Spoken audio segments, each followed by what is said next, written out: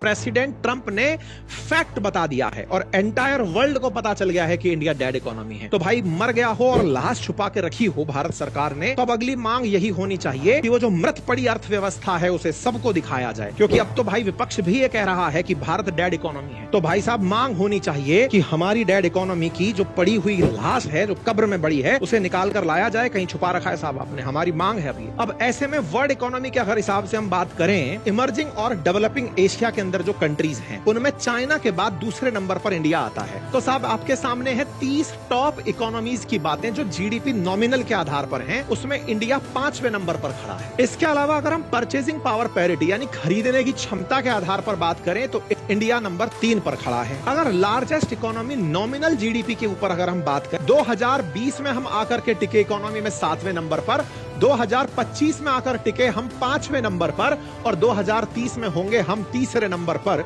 यदि इसे भी डेड होना कहते हैं तो कहेंगे कि मुर्दे उठ खड़े हुए हैं। अब और इंटरेस्टिंग बात यह है कि एक तरफ तो ट्रंप डेड इकोनॉमी करार दिए और उधर आईएमएफ ने अनाउंसमेंट कर दिया कि भारत की जीडीपी 6.4% के हिसाब से 2025-26 में ग्रो करेगी।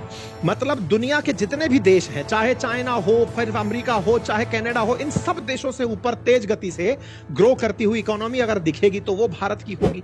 मतलब प्रोजेक्शन तो यह है कि इंडिया की इकोनॉमी 6.5% की दर से दुनिया में सबसे तेजी से बढ़ेगी।